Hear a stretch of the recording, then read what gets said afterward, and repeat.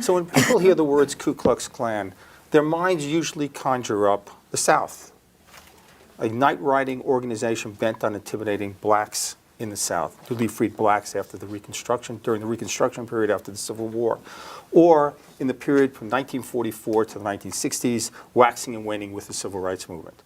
That image of the Ku Klux Klan fits the first Klan movement and the third Klan movement. It does not fit the second Klan movement. And the second Klan movement is the one basically we're interested in regard to Golden in Denver, Colorado. This was a movement of the 1920s.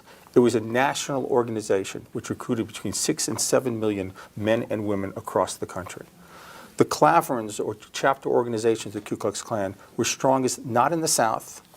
Maine had a larger Ku Klux Klan than South Carolina, but were most powerful in Ohio, Pennsylvania, Illinois, Colorado, and California. The focus, a smorgasbord of opportunities. The people who were supposed to sell the Klan were called Kliegels, and Kliegels were paid on a commission basis. So they were asked to go into all these towns across the United States and in Colorado, stay a couple of weeks underground, and then come up with the problems that this community was facing, and then sell the Klan as the solution to the problems in that community. So going across Colorado, when I did for my book, and going across the United States and other works I've done, you'll find that the Klan fit itself to a particular community. It was like a chameleon. So in Denver, for example, the Klan was very upset about, because the people were very upset about, law and order problems. There were problems with Catholics, according to some Klansmen. Gano Center, for example, in his cafe downtown Denver, had a sign on the window which said, "We serve fish every day but Friday." Basically a message to the Catholics to stay out of this piece of Klanhood and Klandom. Okay? Gano Center also was a member of several anti-Catholic organizations going into the 1920s. So Kliegels would find out what was going on and then find out who to talk to. They'd go to the Masonic Lodge. They'd go to Protestant churches and Protestant leaders, and they would go to police forces. And those would be the earliest recruits. Law and order, anti-Catholicism, anti-Semitism, and also issues of white supremacy, also particularly in Colorado, because the new Negro, as blacks were called after World War I, was emerging and disrupting the racial status quo. Stop. That sounds good. Yeah. So part of that too. So one of the things that we talk a lot about. Is that Colorado was really impressively. I believe I read in your book that it's the second largest population of Klan members in the United States. Not the second largest, because you have several states like Indiana, Texas, and Pennsylvania, which had hundreds of thousands of Klan members. Klan in Denver was approximately 17,000 members, another 17,000 for the entire state.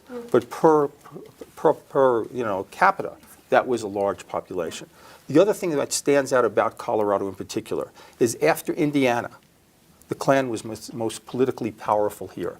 The Klan was a political machine.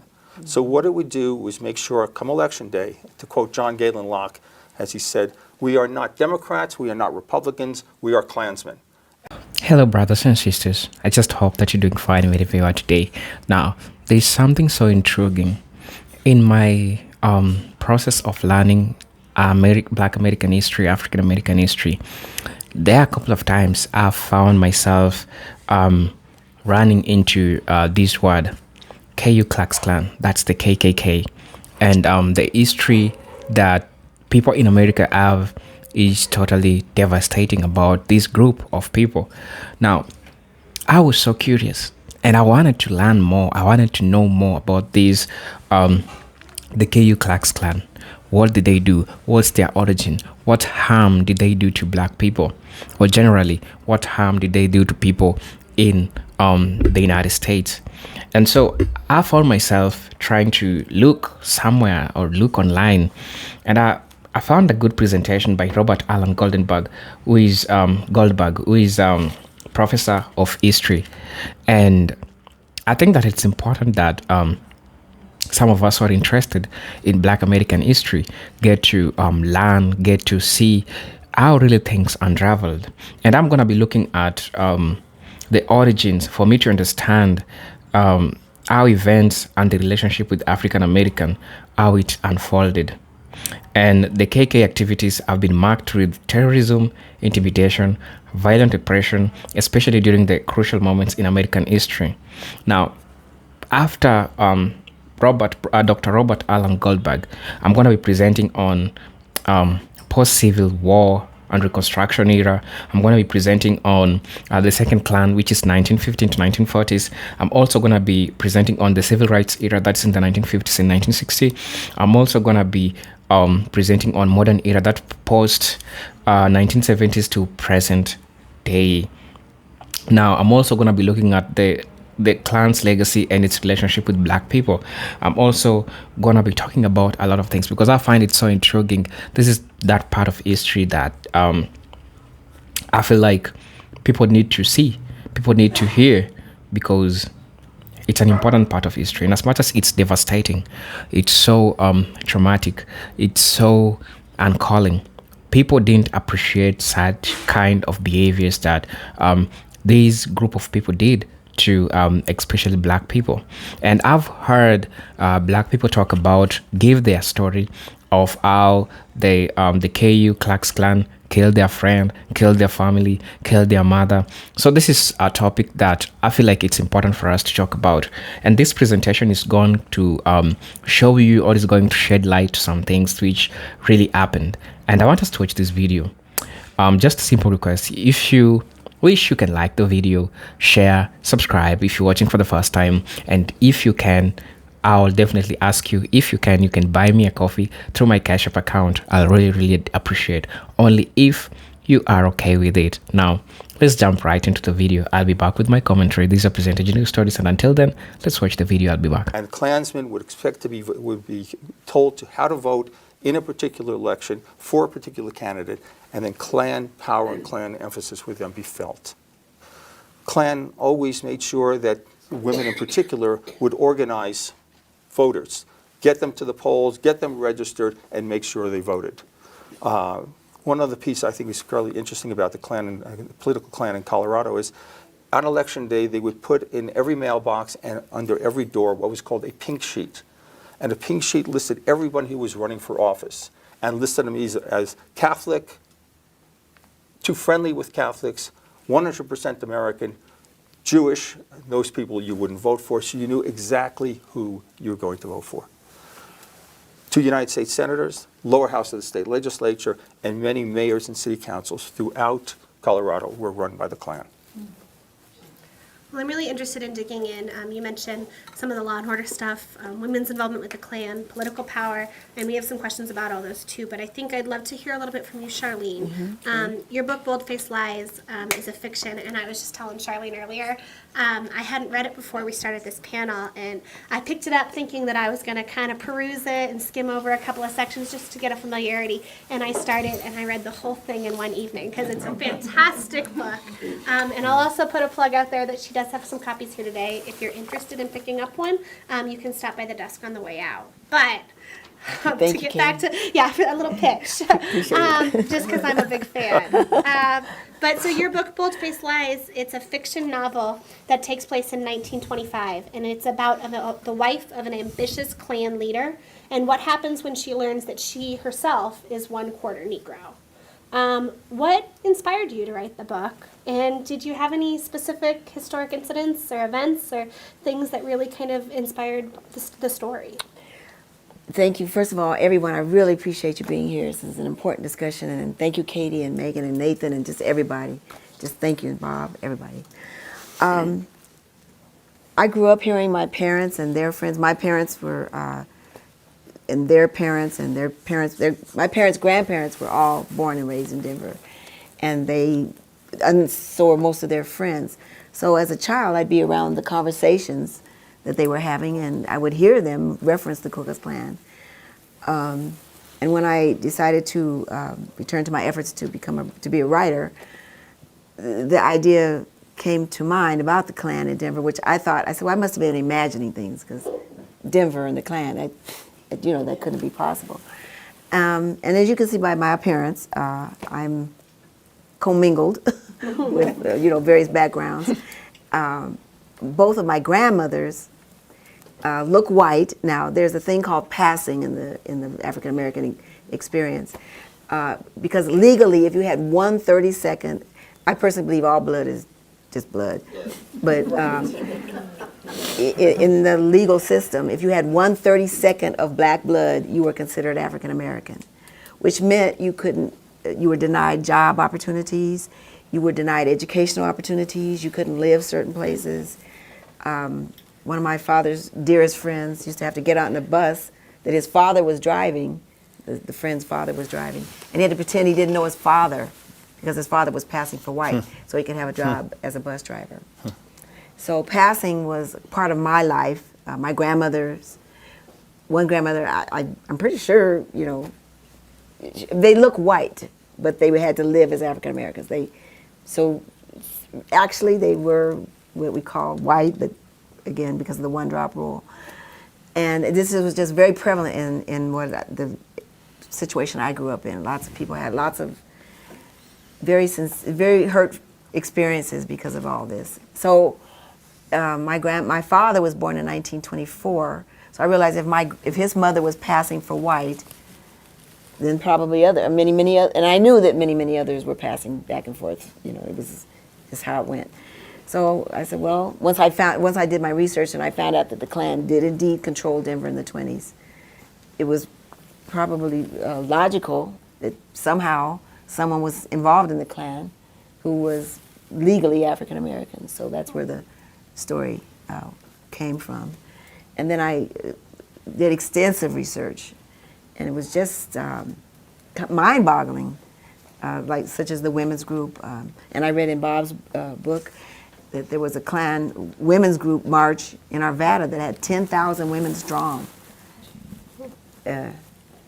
And the last photos of my father were taken by a friend, Pat Duncan, with the Lorena Center collection. And my theory was that if he was alive, when he was 82, that the hate that they taught was still alive. And indeed it is. So that's how I came to write the story. Thank you. Yeah, it's really interesting. Theo, I'd love to chat with you a little bit too about some of the work that you've done. And I know from watching YouTube videos and some of the talks that you've given that you're an avid student of history as well. And you place a lot of value in understanding history in order to understand our modern world. As we mentioned, you discussed in your TED Talk that you went undercover online with the modern Klan. So I'm kind of curious if you could talk a little bit about what role you saw history, historic knowledge, and kind of historic pride play in the conversations that you witnessed between people who either identified or were part of the group that we would call the modern Klan.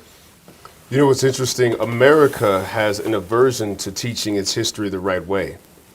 If it did not have that aversion, good folks like these wouldn't have to do what they do. And in that absence, the momentum of the idea of whiteness takes a hold. And that idea is an idea of a type of purity and innocence. And you don't get the full context of what kind of blood was spilled. I often say America is Rome pretending to be Greece. Meaning that there was a whole lot of bodies that got chopped up to make this here sausage of democracy. And it likes to pretend as if this was got through a hardworking Protestant ethic. It's not so. So when these kids come up, because you're right, the hate is still alive. It's the environmental learning piece that got these millennial racists to where they are. They didn't learn it with Martin Luther King being a person with a holiday.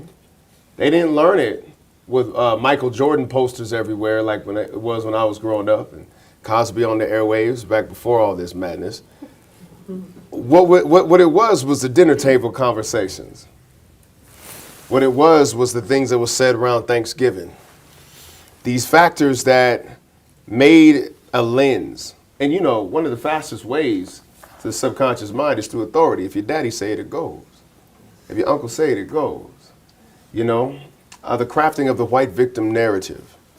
That somehow the blowback of 500 years of apartheid, 500 years of conquest was now oppression against white folks, got framed up in the absence of history to a brand new generation who, with the advent of the internet, could get a hold of any sort of facts that somebody could simply upload.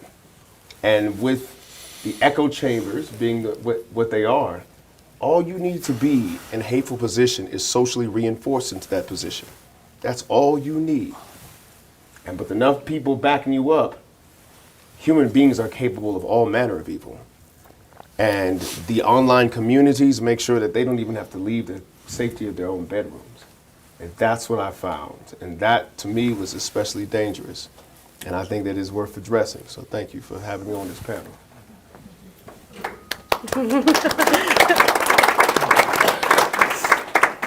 Thanks, Theo.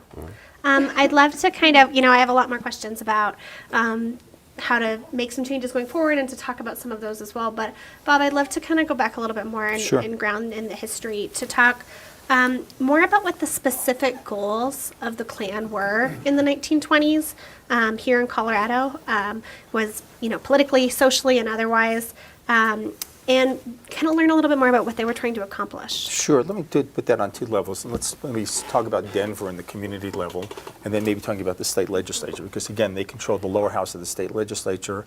They elected the governor, the lieutenant governor, and the attorney general for the state. You can't hear me. So those microphones are just for television. Oh, I thought they were just for show. Okay. All right. I'm sorry. I'll speak louder. Okay. So when the Klan came to Colorado and came to Denver in 1921, it had a list of agenda items, having perused the community, spoken to these leaders in the community. What's bothering the folks in Denver? What can we sell the Klan as a solution, as a remedy to the problems facing your community? I mentioned the law and order problem. There was a law and order problem across the United States because Prohibition had just gone into effect, and a whole lot of folks didn't want to quit drinking. This led to not simply drinking, but also a great deal of violence. So there was a question about the violence in Denver in regard to Prohibition violations, law and order. Part of this problem also was the fact that people in Little Italy continued to like their wine. And people in Jewtown or Little Jerusalem in the Jewish community also didn't necessarily follow a Protestant issue in regard to morality.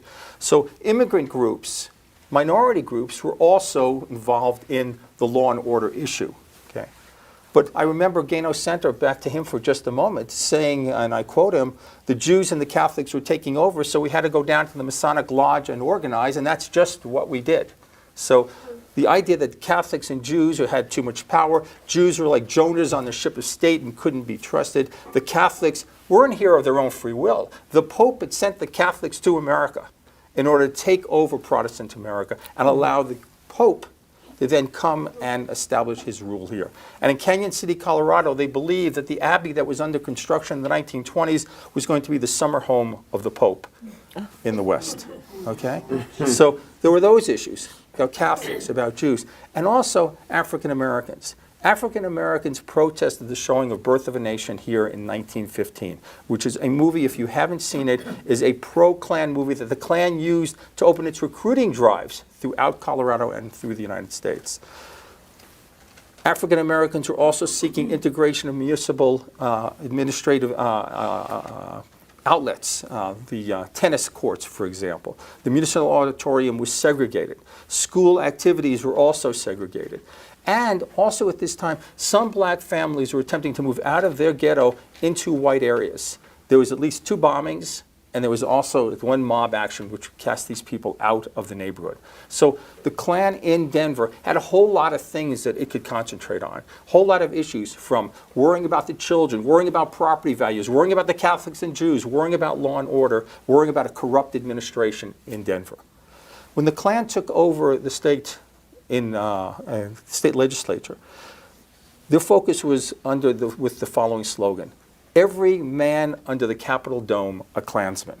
And the idea was, let's get rid of everybody who's not a Klansman by abolishing all the boards of the state government, abolishing the boards and then recreating them so you can only appoint Klansmen to these boards. So the idea was, put Klansmen on guard as opposed to any necessarily noxious legislation. I should note this also: Klan legislators put forward the child labor law, put forward a law to allow women to be jurors, put forward a law in regard to minimum wage for women. So you have a variety of complexions in regard to the Klan, in regard to its activities. Please.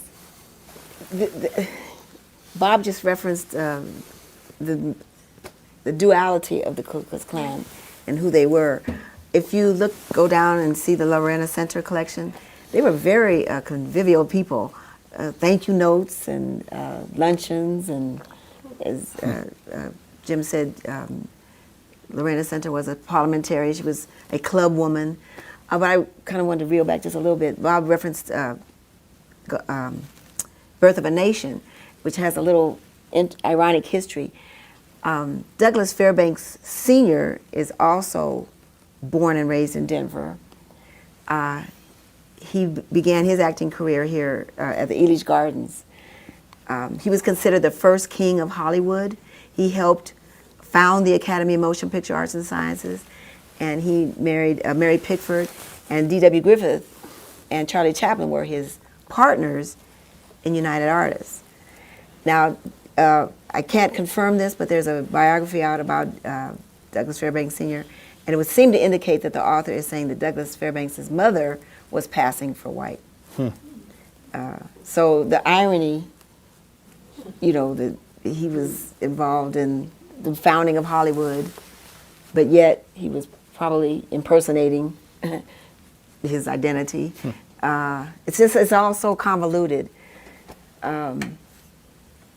The attitudes, you know, you can see myself. I'm pretty much I tried to get along with most everyone, but I've had myself experience when I lived in California.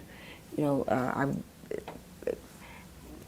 I had divine direction. I was attending two churches. My church that's historically African American, and then I was sent to a Presbyterian church, so I was going to both churches for 5 years. And I would always introduce myself. I was the only African American person at this Presbyterian church, and I would always introduce myself to everyone. So one Sunday in the pew, I extended my hand to the persons next to me, and the gentleman shook my hand, and I further extended my hand, and the woman and then she drew her hand back, and her, I think, husband said, she said, no. So this was stunning. This was in La Cañada, California, just over the hill from Pasadena, which is, you know, but I experienced, my thought was, well, if you're doing this to me, I'm a mild little, quiet, light-skinned black lady, what are you, really doing? You know, but she was adamant. She was not going to extend her hand to me. Charlene, I think that's a really interesting segue to talk a little bit. You know, we've been talking a lot about the members of the Ku Klux Klan and how the Ku Klux Klan operated, but I would be really interested to talk some about what the communities that they were targeting experienced due to the Ku Klux Klan. And I know you talk a little bit about this in your book and some of the people who were affected, but what was it really like to be a member of one of these communities that Bob's mentioned? You know, if you're Jewish American, you're Catholic, you are an African American, you're an immigrant, what do you think it would have been like in the 20s to be part of that? Well, I can only speak from hearing the stories, but my father was born in Denver on 3rd and Ray Street. His father's mother owned a little home there. I believe there was a small African American community within the country club district. So that's the country club district. And I'm assuming they were the domestic workers to the wealthy people. And my father used to caddy for the Denver Country Club, but he couldn't, of course, play there or belong there. And one day, my father had taken me to one of his Rotary meetings, and a gentleman asked, Bill, where were you born? And I just piped up, I said, 3rd and Race. He said, no, I mean, where were you born? I said, well, 3rd and Race. He said, no, where were you born? I said, I was born, and my father said, 353 Race Street. And the man, it just couldn't be that my father could be born in the country club district. Just couldn't be. So one day I was driving down Spirit, and I realized no matter how hard my parents worked, no matter what they did, no matter how many degrees they got, no matter how polite they were, no matter what, they could not have the American dream. And I attended Smiley Junior High School, and I used to think that the white students didn't like us because they went out one side of the school and we went out the other side of the school. And it wasn't until I came home as a grown person that I realized, oh, their homes were over there, which were larger, more space in the backyards. Ours were more modest. Because my mother wanted to be a teacher. They did not hire African American teachers, period, full-time. You could get a substitute job, but you could not get a full-time job, period. Could not get a contract. My father, who was pretty much raised by his white grandmother, who was disowned by her family for marrying a black person, he used to say that when white people say equal, they don't mean that equal. So, and again, the residue of, I've seen so much pain, just so much pain. There's a photo I wish I'd brought of my father. He's sitting among, he was worked for Colorado State Employment. He's one of the 4 area managers when he retired. And he's sitting among, he's the one single black person. And I know the struggles he went through. And he constantly had to be on pins and needles about every single thing he did. And of course that came home, So. Theo, I wonder if you might want to weigh in on that one a little bit too and talk a little bit about what the kind of lasting impacts are of having subdivided neighborhoods and the kind of things that were implemented because of racism in Denver, in Golden, in Colorado generally. I think one of the things we seldom think about is the fact that there are people at all who could mark their name as white on any census is actually due to racism itself. It is because of the breeding border that it was supposed to be. It is the fear of miscegenation. It is the fear of the genetic annihilation that these measures were taken. When you think about the effort to even sew one of these costumes together, when you think about the effort that it takes to legislate, when you think about the effort it takes to get together in mobs and burn and lynch folks, you're looking at a level of attachment to an ideal that often shows up in the phenotype of European people. And one of the things that I think has lasted with us is the fact that it's the same principle. Who's ever worked with kids before? You ever worked with kids? If you keep telling the kid he's a bad kid, you're a bad kid, you're a bad kid, what does that kid then internalize? So in my generation, I grew up, the thing I was afraid of most was gang warfare. But what did we call each other? N-word this, N-word that. That is a part of the learning process that says black bodies are less valuable. It's easier to kill each other. And that showed up in the crack era that I guess I'm now, fortunate to survive. But we don't connect them. We don't connect them. The element of transgenerational trauma that says that I learned that my life was worth less, I'm not even going to try, becomes a learned helplessness, right? And so in the arguments that I would get in on YouTube and whatnot before I went undercover, hey man, we got Barack Obama, he's president, right? Oprah Winfrey and Colin Powell and LeBron James, you don't have any more excuses. And one of the interesting things that I think that is often missed on people is I could flip it as like, well, you're white, how come you're not Mark Zuckerberg? You know what I'm saying? You with all this opportunity, right? How we are all different capacities. But the issues that I find that hurt the black community most from this era is that things that are human behaviors when placed into poverty have become racialized. The idea of black on black crime. All races kill each other more. It's a phenomenon called proximity murder, an entirely human thing. But the fact that that got racialized was to say, look, it's not us doing it. White folks didn't do these murders, right? And then we bought into it. We live it and we feel it. And so this entire Black Lives Matter situation is like an affirmation to us, ourselves. Dude, we matter. We matter, we matter, we matter. Our lives matter. Let's start holding people accountable to our own lives. The fact that that gets interpreted as a battle cry is the most interesting thing of all. I'll stop there. Katie, can I add to Theo's comment? I'm still at my place in life struggling to be who I might really be, because I wasn't permitted to be. I went to George Washington High School. So did I. And quite some time after I did it. And it just I wasn't, it wasn't done to be a black cheerleader at that time, or to have aspirations, or it was illegal for a black and a white person to have a relationship. I mean, literally illegal.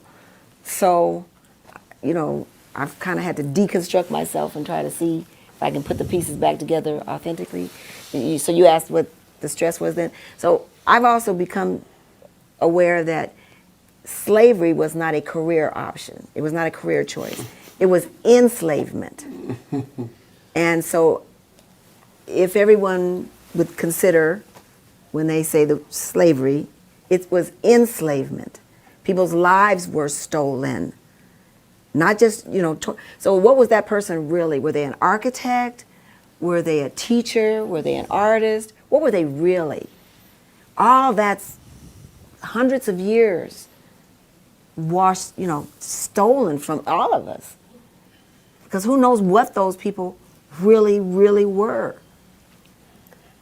I mean, my father and mother, same thing. They couldn't be. My father went to the University of Denver, and at the time, he wanted to be an architect. They didn't admit African Americans to the School of Architecture. So when I said, Dad, I want to be a writer, he said, you can't. It wasn't our practical, it wasn't, what, are you losing your mind? So it's not just then, it's, ongoing. Charlene, that makes me think a lot about the idea of power and the idea of who has power in a community. And I think that really makes me think back to the idea that in Colorado in the 20s, there was one. Having learned a lot of things from Professor Robert Alan Goldberg. He's a professor of history, and he says a lot of things, especially in the Southern Carolina and people from the South, how this was so predominant. And also I'm seeing this so much talked about in Colorado also. But something that which remains is this: the KKK is deeply ingrained in history in the United States, rooted in white supremacy, ideology, and intense racial violence, particularly targeting black people. Understanding its evolution requires looking at its origin, key events, and how its relationship with African American has unfolded through different periods. The KKK activities have been marked by terrorism, intimidation, violent oppression, especially during the crucial moments in American history. Now, there are periods that marked this group of KKK in the activities that they did during those times. The origins: the post-Civil War and Reconstruction era. The KLAX clan was found in 1865 in Pulaski, Tennessee, by a group of Confederate veterans shortly after the end of the American Civil War. Its name comes from the Greek word kaiklos, meaning cycle, and clan representing a family or fraternity. Initially, it was a secret social club for former Confederate soldiers. Now, what was the objective of the KKK? The KKK quickly transformed from a social group into a violent organization with a clear goal to maintain white supremacy and resist Reconstruction, efforts that were intended to integrate formerly enslaved black people into American society as equals. This is true because when people were freed, like slaves were left, there were a group of white people who didn't want this to happen, especially in the southern part of America. They didn't really want this to happen. And now what they do?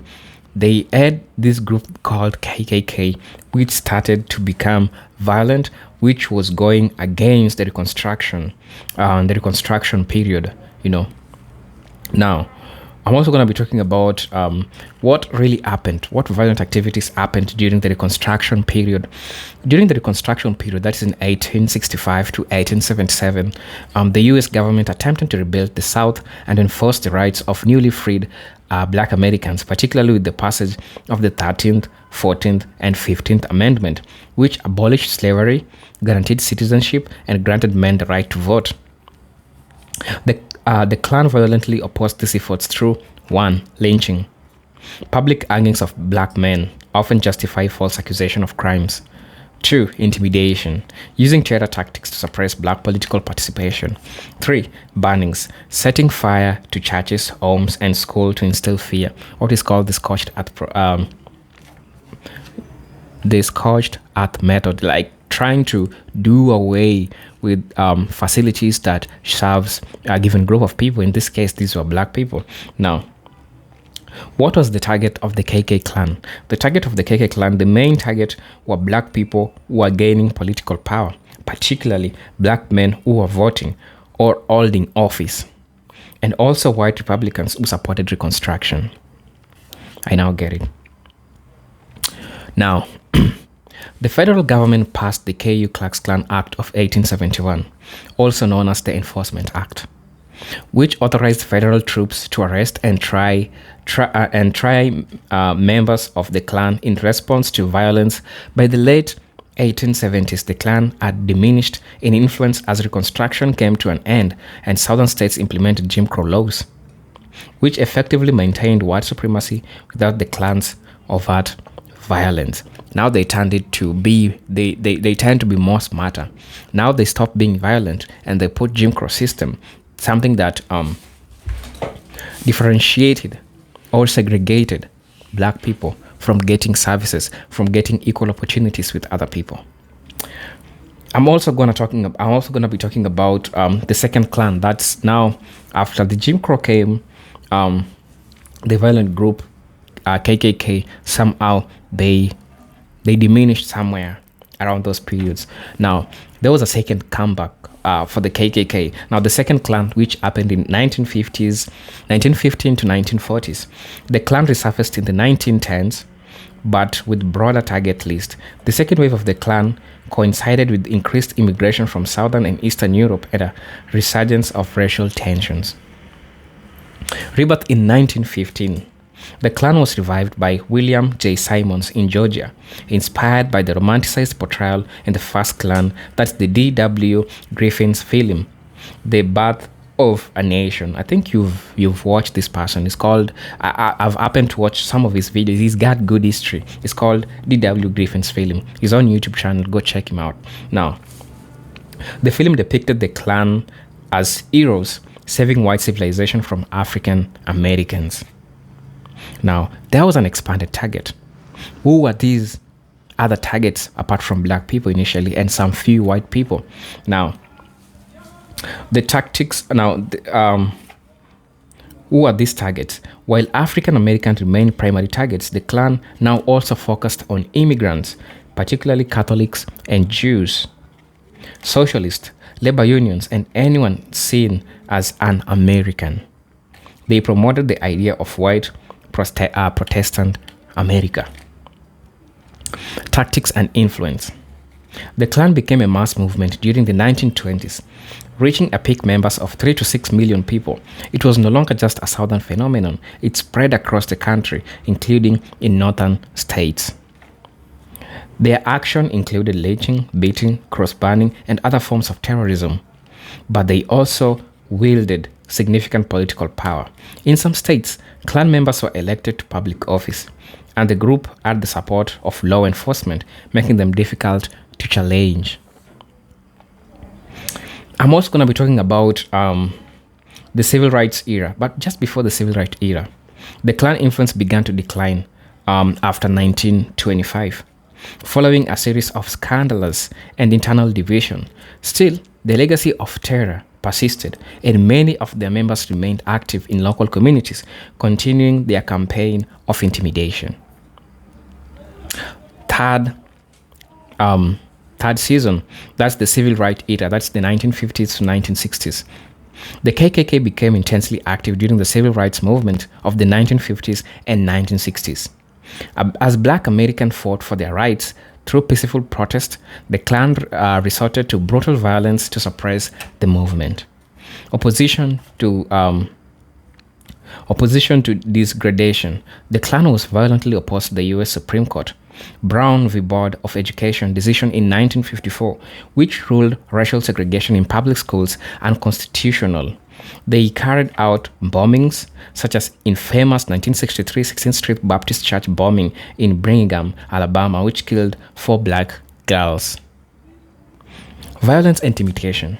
The Klan used bombings, assassinations, and lynching to try to stop civilian rights leaders and activists like Martin Luther King Jr., Medgar Evers, and Freedom Riders. The Klan killed many black people during this era, including civil rights workers like James Chaney, Andrew Goodman, and Michael Schreiner.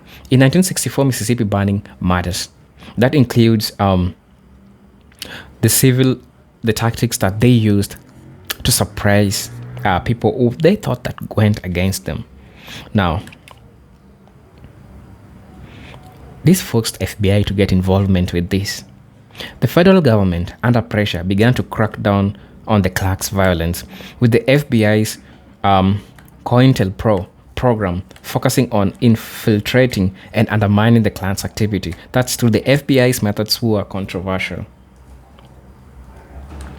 Despite all these efforts, the Klan continued its violent opposition to black equality, particularly in the southern states, where it was sought to maintain segregation and disfranchisement of black people.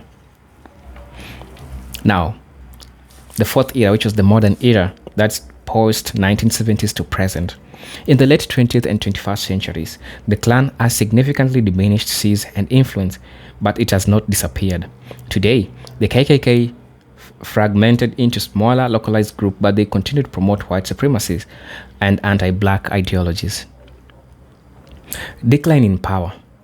After the civil rights movement, the Klan's power continued to decline, especially as the new age group like neo-Nazi organization and alt-right movements emerged.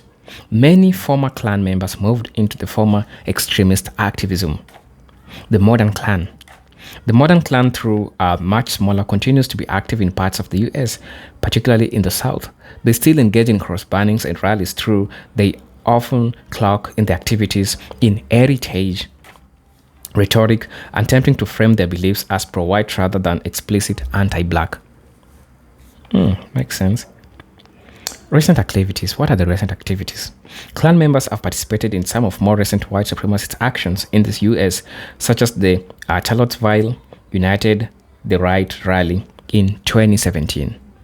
The presence has been felt on the far-right activities as well, but the influence has largely been supplanted by never more decentralized white supremacist groups.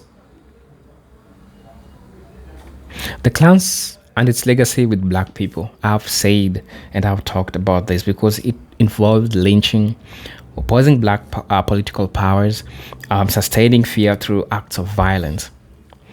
I learned a lot because for the longest time I've heard people saying the KLAX clan, the KKK. I didn't know what was really that. And I had to go look at history, try to find some things, try to listen to stories of black people. And now I understand why they were one of most feared groups. Tell me what you think about this video. This is a presenter, Gentle Stories. And until then, peace, love, and harmony. Salute. See you in my next video.